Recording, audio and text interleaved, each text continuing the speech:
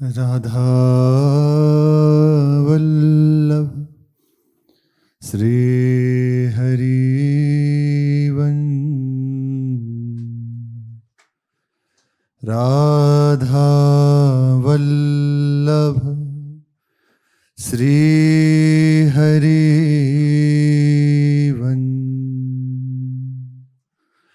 सत्प्रेम सिंधु मकरंद रसोग धारा सारा नज श्रम भिता श्रवदाश्रितेषु श्री राधिके तव कदा चरणारविंदं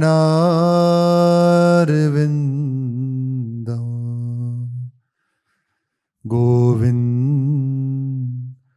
जीवन धनो सिरसा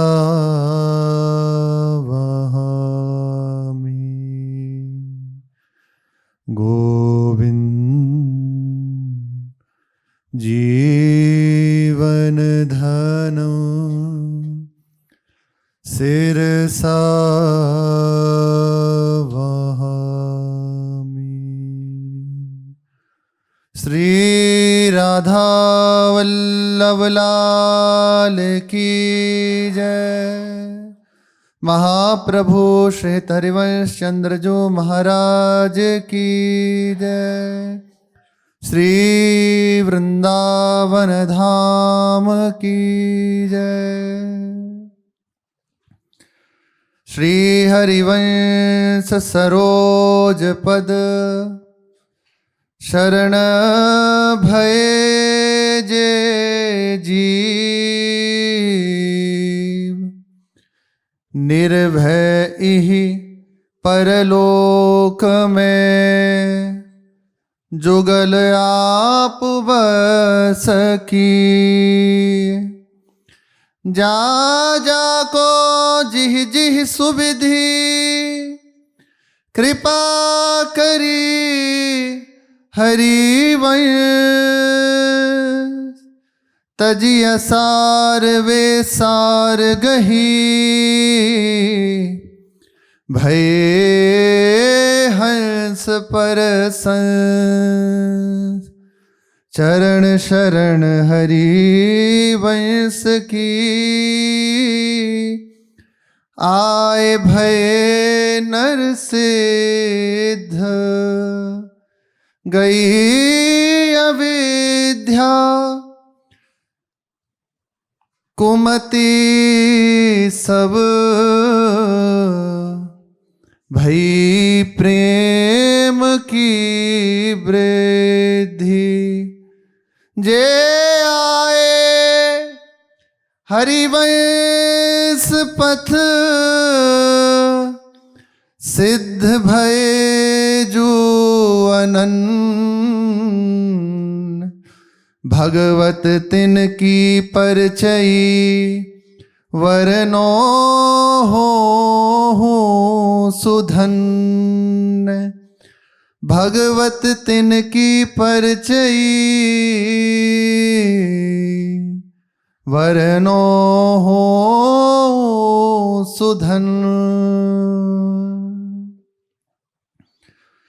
जो जीव प्रेमावतार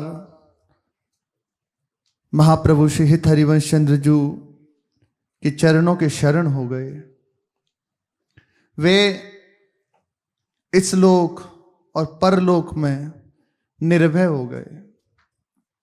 निर्भय यही परलोक में जुगल आप वस्कीन। केवल काल का भय नष्ट नहीं हो गया, असार संसार को पार ही नहीं कर गए, अजित माया को जीत ही नहीं लिया। जिनकी ये समस्त धर्मात्मक माया है, अनंत मायापति भगवान हैं, ऐसे प्रभु जिनके अधीन है, ऐसे श्री श्यामाजू, वे उस उपासक के अधीन हो जाते हैं। जुगल आप बस की, युगल सरकार श्री श्यामा श्याम, जो हरिवंश चरण शरण हो गया उसके अधीन हो जाते हैं। जिस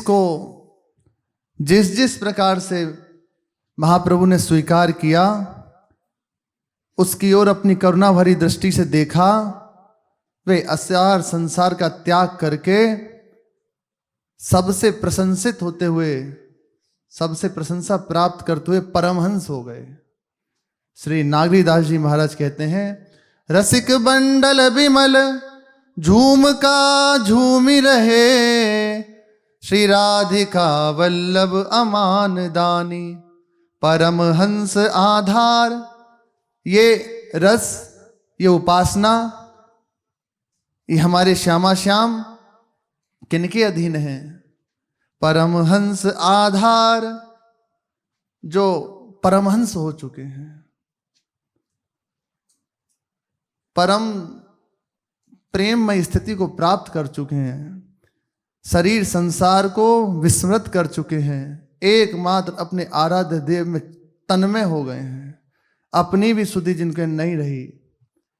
ऐसे परमहंस आधार, रस सार धारा श्रवत, भजन एकांत जिन मन समानी।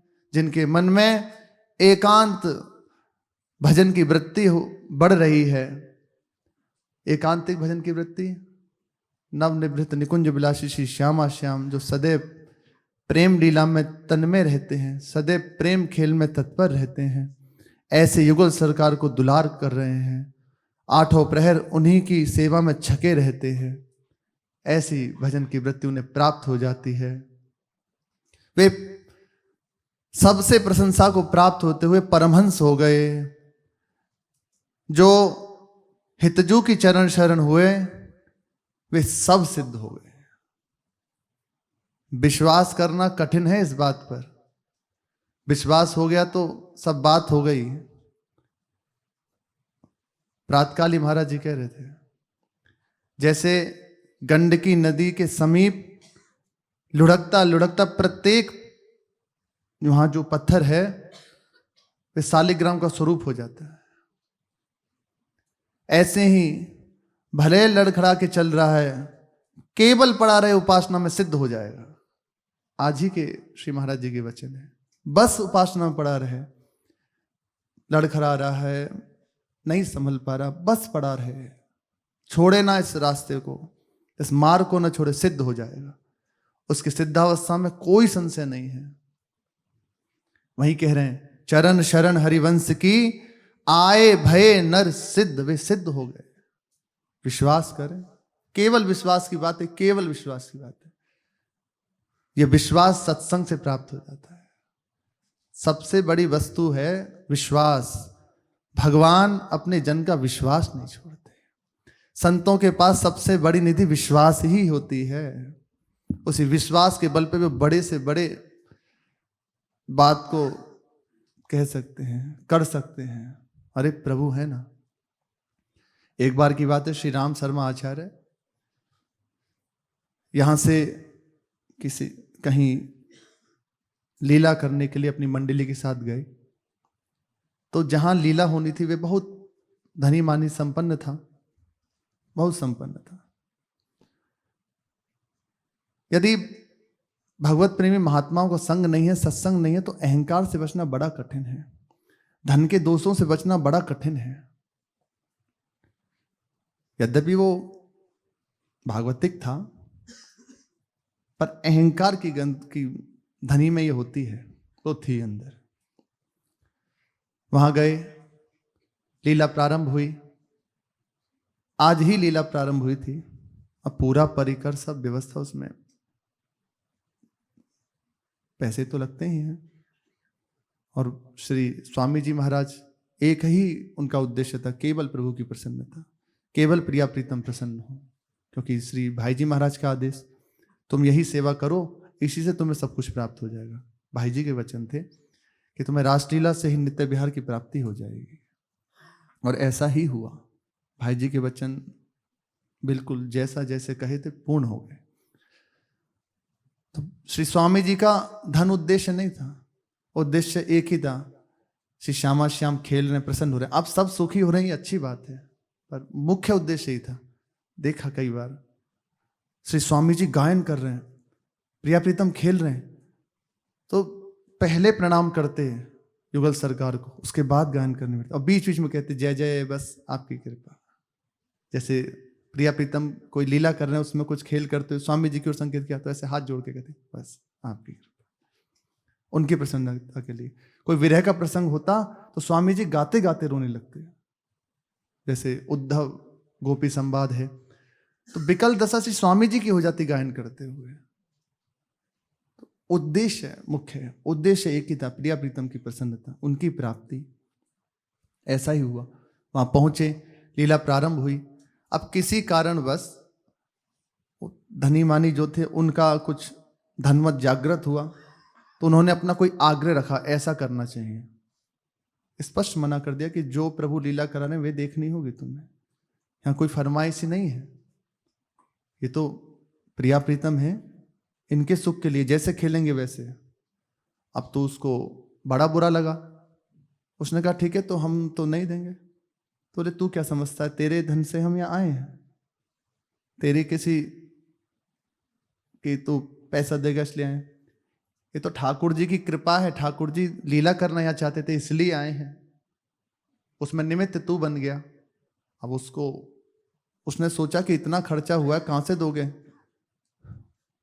बोले एक पैसा तेरा नहीं लेंगे, एक पैसा नहीं। तत्काल अपने परिकर सब समेटो, चलो आज की लीला हो गई, यही लीला प्रभु करनी थी, एक कण। वो फिर बाद में उसे लगा तो प्रार्थना करने लगा इस पर कि कुछ नहीं चाहिए तेरा, एक कण नहीं लेंगे, प्रसाद भी नहीं पाया, वापस आ गए। केवल भरोसा प्रभु का, चाहे जैसी अवस्था प्रभु के लिए हो रहा है ना, ये मुख्य बात है।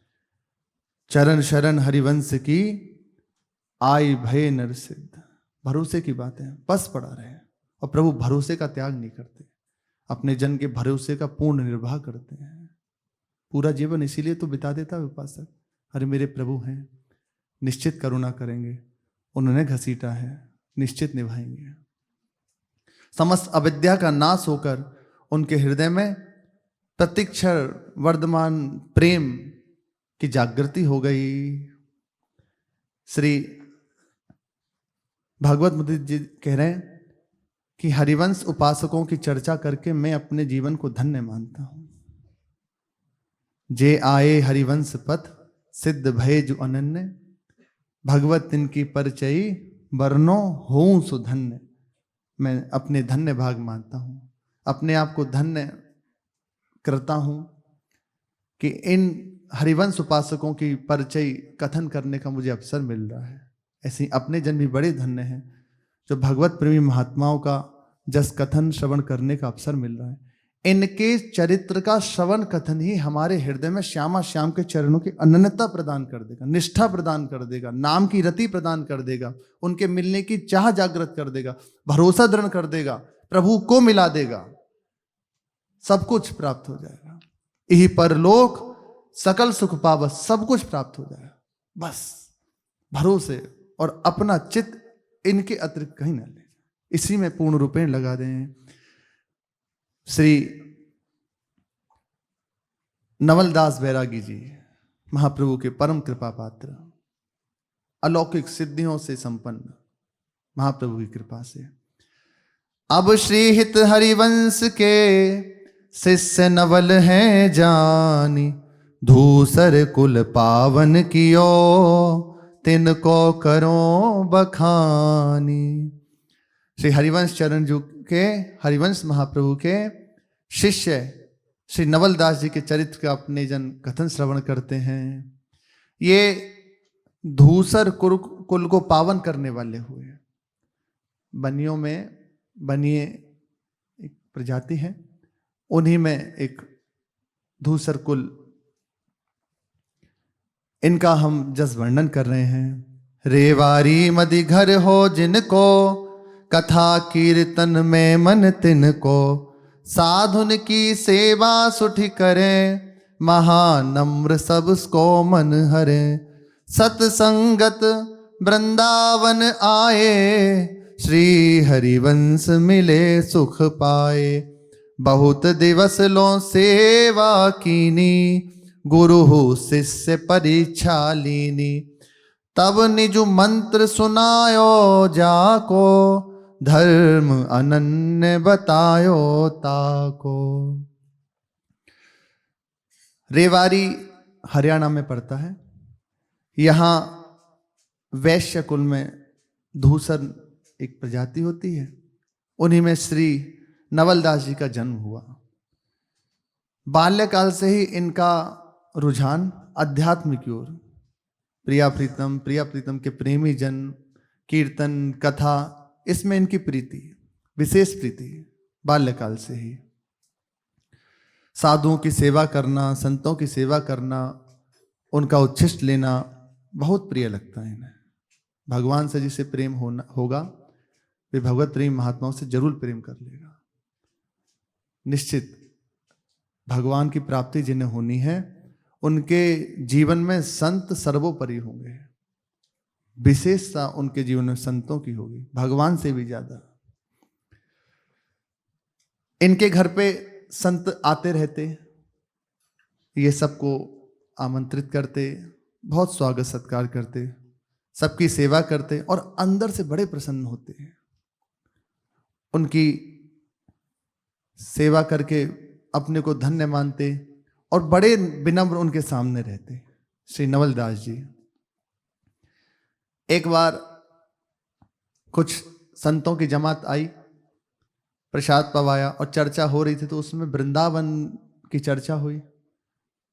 उन्हीं परिकर में सुना कि वृंदावन धाम में एक अद्भुत रसिक महापुरुष विराजमान है, श्री हरिवंश चंद्र जो। बस लगा कि कोई अपना है, इतना सुनते ही बस इन्हें लगा कोई अपना है।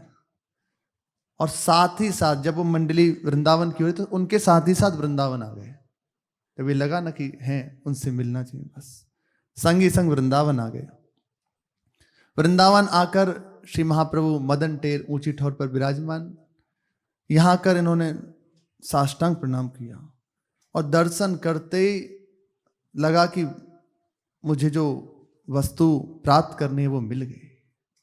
अत्यंत हृदय आनंदित हो गया, बड़ा आनंद से हृदय भर गया, बहुत प्रसन्न हुए हृदय में।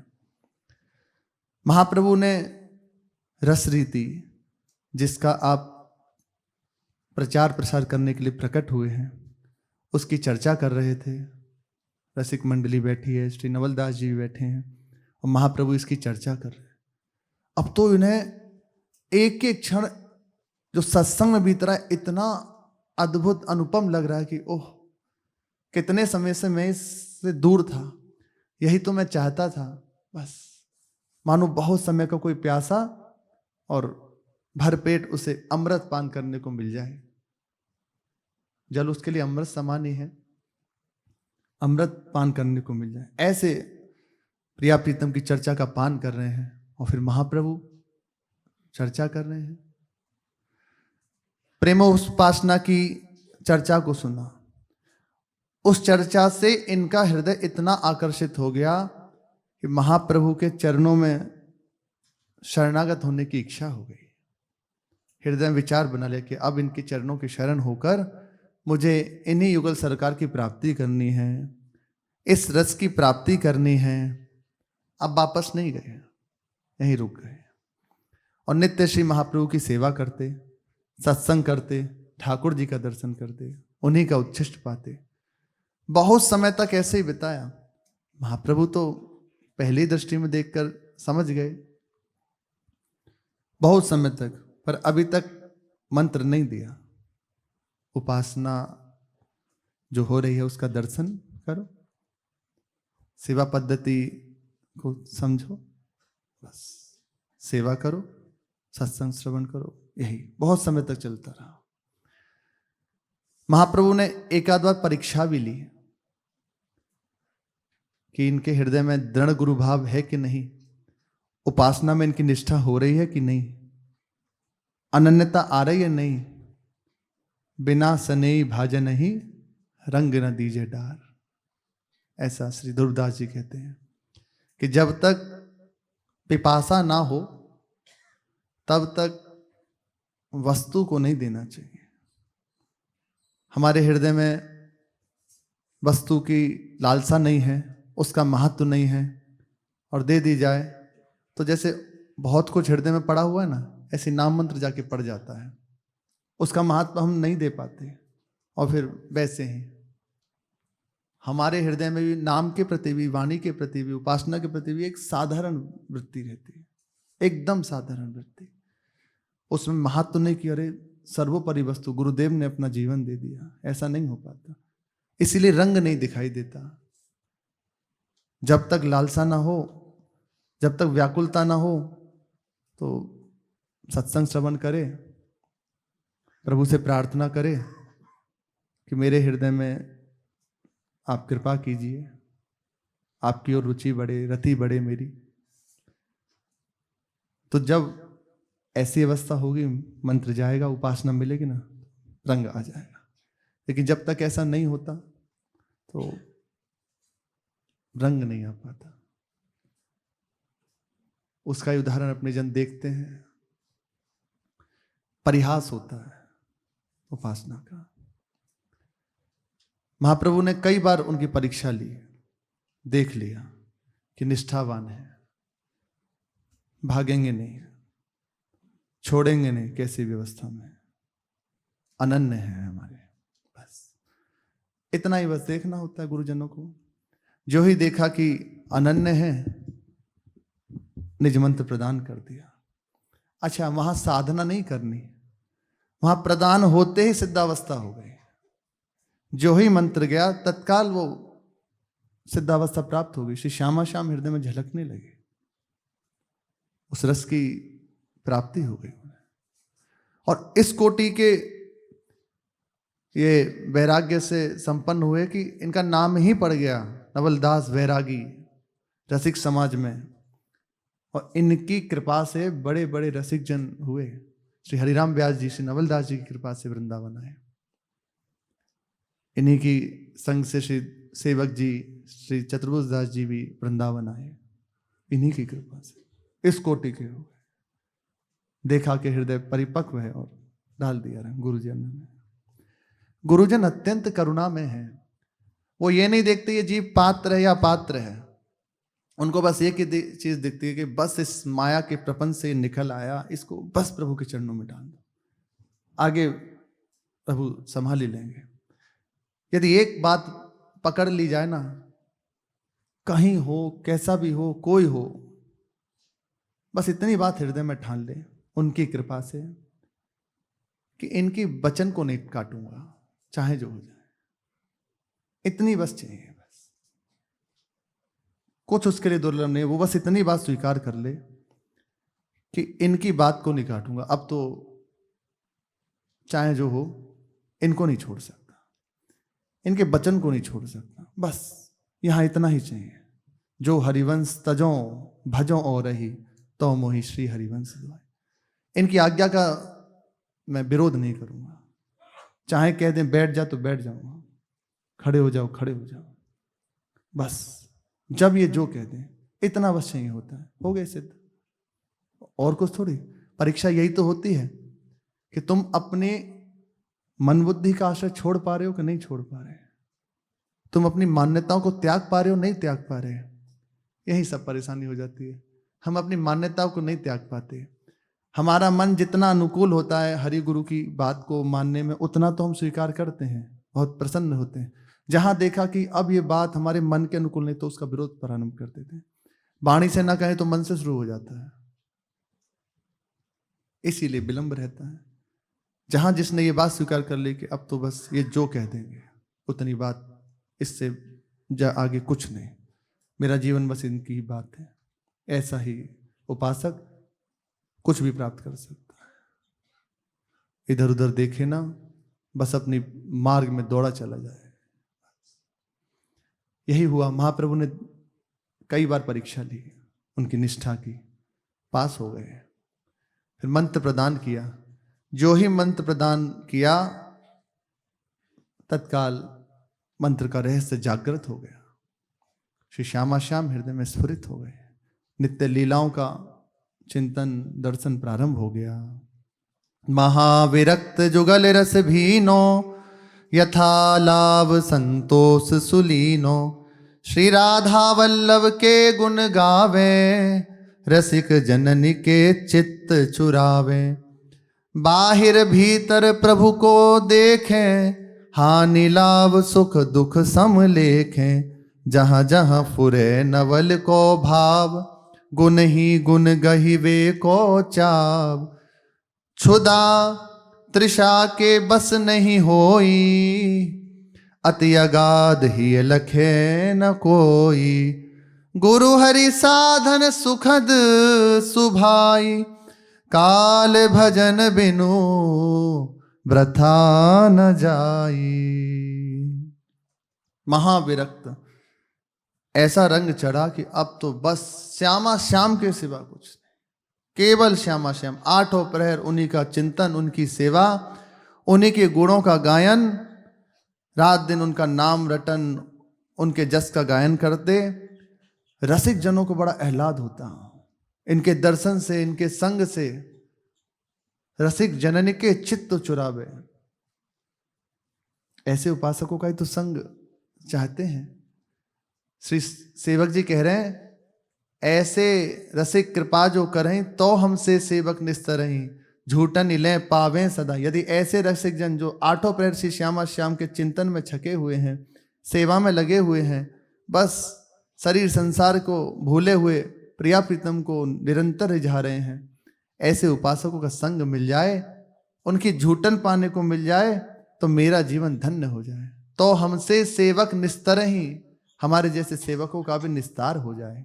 श्री सेवक जी कह रहे हैं, रसिकों का हृदय बड़ा आह्लादित होता है इनके सानिध्य से। ये निरंतर, अब इनकी ऐसी स्थिति हो गई गुरु कृपा से, बाहर भीतर केवल प्रभु का दर्शन। जित देखूं तित श्याममयी है। अब कुछ और नहीं रह गया, केवल श्यामा श्यामी जिधर देखते उधर दिखाई देते हैं। हानि लाभ दुख सुख इन सबको समान रूप से देखते, न हानि न लाभ न सुख न दुख, केवल प्रभु में स्थित, कूलों में नहीं, समतूल अवस्था में रहते। जहां जहां इनकी दृष्टि जाती, बस वहां प्रिया प्रीतम को ही देखते। और हंस जैसे जल को अलग करके दूध का आस्वादन करता है, दूध को ग्रहण कर लेता है, ऐसे ही जहां जहां फुरे नवल को भाव, गुण ही गुण गहिवे को चा। बस गुण गुण को ग्रहण कर लेते। संसार है, नहीं जाएगा भी, भगवान की सब लीलाएं हैं, तो सबको प्रणाम कि हमारे प्रभु का ही खेल है। बस जो अपने मतलब की बात है, अपनी उपासना की बात है, उसे स्वीकार कर लेते हैं। क्षुधा तृषा के बस नहीं हुई, भूख प्यास सताती नहीं, जीत लिया इनको, बस प्रभु के अधीन। ऐसी स्थिति कि कोई भाप नहीं सकता कि श्री नवलदास जी महाराज हैं कहाँ, वर्णन नहीं हो सकता, ऐसी अवस्था इनकी। गुरु हरि साधुन सुखद सुभाई, काल भजन बिनु वृथा नहीं जाए। एक क्षण भी अब इनका प्रभु के भजन के बिना नहीं बीतता, हर समय भजन में लगे रहते निरंतर। ऐसी अवस्था प्राप्ति इसी से होती है। वृंदावन वसिके इतनो बड़ो सयान, जुगल चरण के भजन बिनु निमिष न दीजे जान। सबसे बड़ा सयान, चतुर, बहुत उत्तम उपासक वही है जो धाम का आश्रय लेकर वास करके प्रभु की उपासना को स्वीकार करके अब एक क्षण भी व्यर्थ ना बिताए, निरंतर बस उपासना में लगा रहे। प्रभु उससे दूर नहीं रहते। हम उपासना को नहीं पकड़ते, इसलिए पास होते हुए प्रभु का भी अनुभव नहीं हो पाता। अब कह रहे हैं श्री भगवत मुदित जी, और सुनो कौतिक इक नीको, परिचय भयो नवल जन जी को। एक अद्भुत कौतुक सुनो नवलदास जी का, जिससे आपको इनकी परिचय प्राप्त होगी। शेर शाह जब गढ़ करी मार्यो, हे मुराज कछु दिन कर्यो, कछुक दिन कर्यो। शेर शाह दिल्ली के तख्त पर विराजमान था, युद्ध हुआ, उसकी मृत्यु हुई। उस सिंहासन पर धूसर कुल के ही एक हेमू नाम के राजा हुए, वो बैठे दिल्ली के तख्त पर। अब जब शेर शाह को मारकर हेमू दिल्ली के तख्त पर बैठ गए, तो उनके जो और जन थे उन्होंने फिर से युद्ध छेड़ा। तो पानीपत के मैदान में बैरम खान ने हेमू से युद्ध छेड़ा। अब उसमें कुछ ही दिन हुए थे अभी तख्त पर बैठे हुए, हेमू की मृत्यु हो गई। अब तख्त पर हुमायूं बैठे, अकबर के पिता। इनका शासन हो गया दिल्ली के तख्त पर। दिल्ली के तख्त पर शासन तो पूरे भारत पे शासन। अब इनको इतनी चिड़न हुई कि एक, यहां कह रहे हैं कि वैश्य जाति के एक जन ने हमारे जन को मार दिया। तो बहुत चिढ़ गया राजा, बादशाह इतना चिढ़ गया, उसने आदेश दे दिया समस्त वैश्य कुल को नष्ट कर दो। सैनिकों को आदेश दे दिया, और सैनिक भी जा जाकर समस्त वैश्य कुल को लाते और सबका कत्ल करने लगे, जेल में डालने लगे। जब ये प्रारंभ हुई नरसंहार, तो हुमायूं के एक वजीर ने कहा कि बादशाह, एक विनय करनी है आपसे। कहा कहो। कि समस्त वैश्य कुल इसमें दोषी नहीं है। हेमू धूसर कुल का था, वैश्य जाति का एक धूसर कुल के थे। यदि धूसर कुल को नष्ट कर दिया जाए, फिर आपका जो अंदर ईर्ष्या है, द्वेष है, वे ठीक हो जाएगा। आपके अंदर प्रतिशोध है ना इनके प्रति, वो हो जाएगा ठीक। संपूर्ण वैश्य जाति को मारना तो उचित नहीं है, हजारों को मार दिया। उसे युक्ति संगत लगी बात। उसने सैनिकों को बुलाया कि समस्त धूसर कुल को बंदी बना लिया जाए। तो जहां जहां जितने भी धूसर कुल के जन थे, सबको बंदी बना लिया गया। 200 से ज्यादा धूसर पकड़े गए उस समय, और सबको कारागार में बंद करके अन्य को प्रकार की यंत्रणाएं दी गई। अरे बड़ा कष्ट में जीवन बीता है, बहुत कष्टप्रद।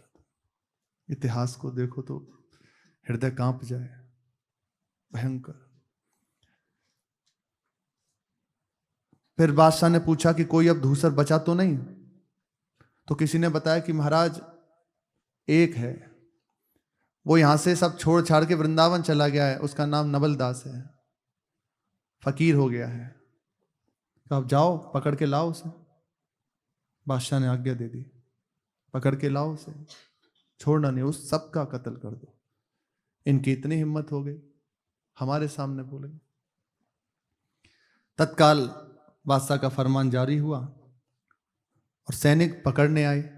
तो यहां से श्री नवलदास जी को पकड़ के ले गए और बादशाह के सामने खड़ा कर दिया। बादशाह ने पूछा, पातशाह ने बूझी बात, कही रे नवल आपुनी जात। हे नवल, अपनी जात कहो, किस जात के हो? उनसे पूछा। अब नवलदास जी कह रहे हैं, नवल कयो जिन पैदा किए, उन्हीं अब हम अपने कर लिए। जाति न कोई भय अतीत, हरि भक्तन की और रीत। हमारी जाति पूछते हो तो श्री हरिराम व्यास जी कह रहे हैं, रसिक अनन्य हमारी जाति, कुल देवी श्री राधा, बरसानो खेरो ब्रजवासिन सो पाती।